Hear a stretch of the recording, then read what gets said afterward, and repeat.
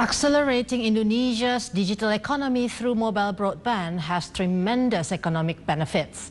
According to a new GSMA report, assigning 700 megahertz to mobile broadband will deliver 11 billion US dollars or 161 trillion rupiah to the Indonesian economy in the next decade, increasing the country's GDP by 1%.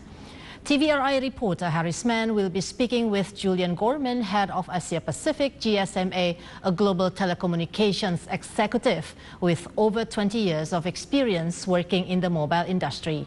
Julian has pioneered new business and innovation in mature and emerging markets across Africa, Europe, Australia, and Asia, with industry leaders including Vodafone, MTN, and OOREDOO. HARISMEN, BABEL, INGANTA, and AGUS RIYADI has more on this from NUSA 2 Bali.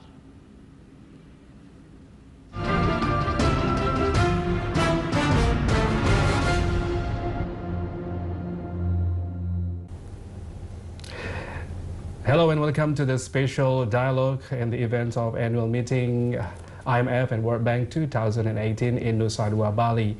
And in this occasion, we will talk about the digital economy, one of the interesting issues that we talk about in these annual meetings. And as we all know that Indonesian President Joko Widodo has declared Indonesia as the digital energy of Asia. Now, we need something, we need infrastructure, we need something to accelerate our digital economy.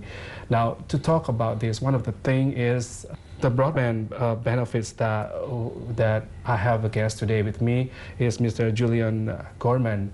He is the head of GSMA Association, right? Yes. Okay, thank you for being with us today, Mr. Julian.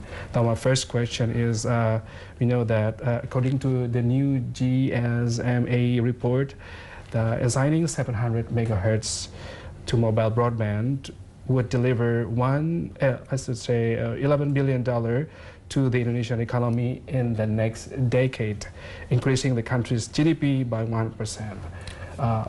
What do you think our potential? Okay. Most of the world has already made the change, switched over to digital TV, which releases the 700 spectrum for the use by mobile networks.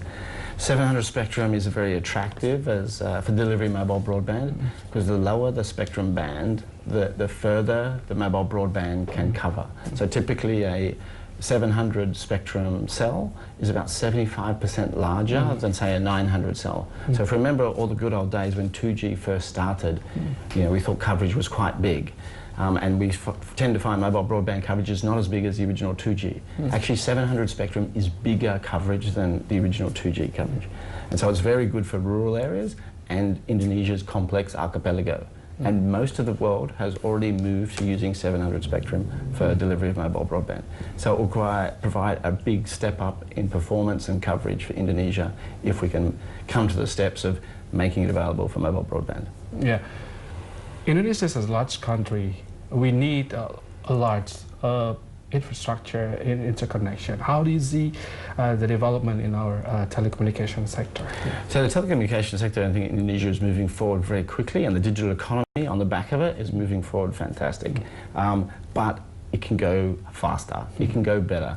And releasing 700 spectrum and adopting some other infrastructure favourable policies like allowing active network sharing and making some certainties around consolidation for the industry will allow the industry to deploy more economically and grow their coverage without any additional investment really by the government. It's just providing a more favourable and more economic model for the rollout of mobile broadband.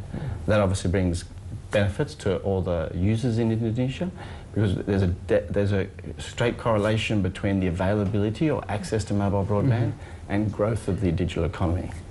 So how visible is the concept of digital powerhouse for Indonesia in Southeast Asia? Indonesia is the growing and recognised digital powerhouse of Southeast Asia and has so much potential because not only are people coming online, but Indonesia is now starting to export its digital economy. I mean, Gojek has now launched in other countries and it's a model which is changing the world. And as a person who lives in Indonesia, you get very proud of the fact that it's not only are lots of people coming to invest in Indonesia's digital economy, I mean the growth in the number of unicorns with Tokopedia, Gojek and others, but the fact that actually Indonesia's digital economy is now being exported around the world and changing other people's lives in other regions.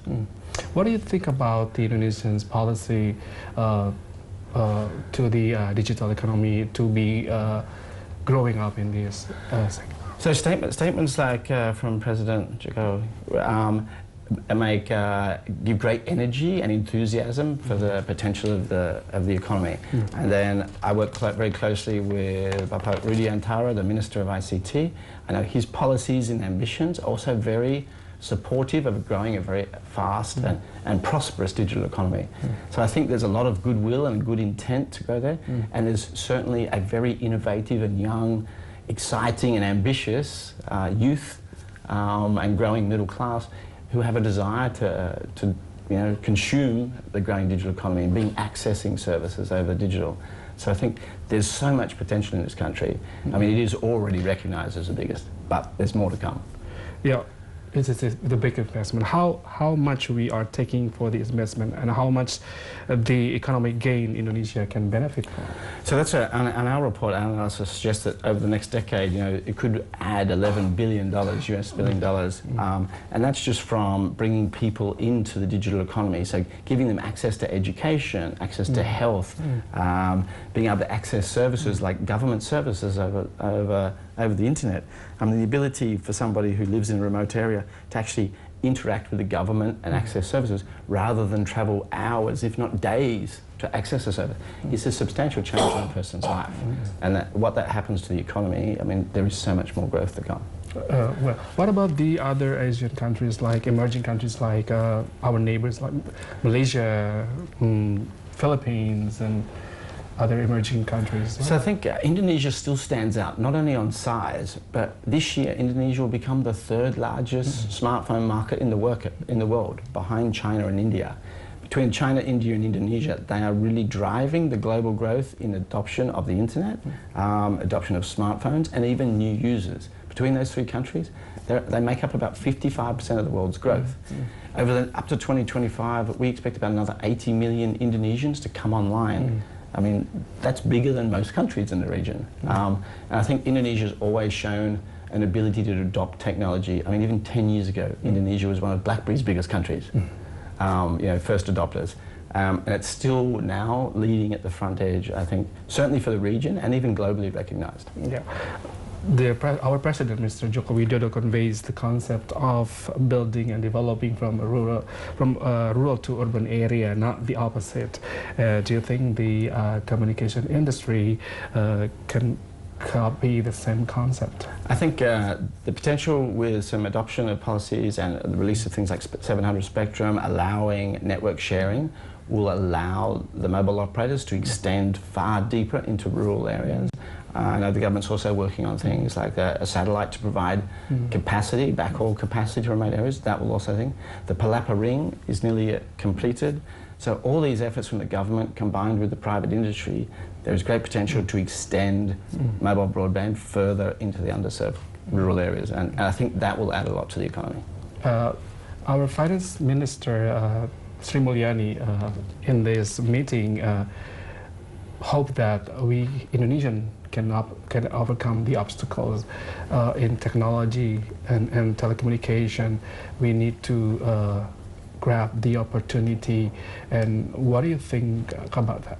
So I would completely agree with her. I think the government and the country needs to understand that to deploy its resources in the way that will best contribute to the economy. So 700 spectrum, to use it in the way that most benefits the economy. And I think globally the consensus is using it for mobile internet, mobile broadband, is a significant boost for the economy. That still leaves for digital TV to be used as well. But it's about making sure that resources, national resources, are deployed in the most beneficial way for the economy to grow. And I think a 700 is an example of making that available will impact the economy. Thank you, Mr. Julian.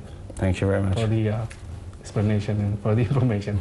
And thank you for having your time with us. Thank you very much. Great to be here. Okay, that's all our special dialogue today with Mr. Julian Graham, and thank you very much for your attention, and goodbye.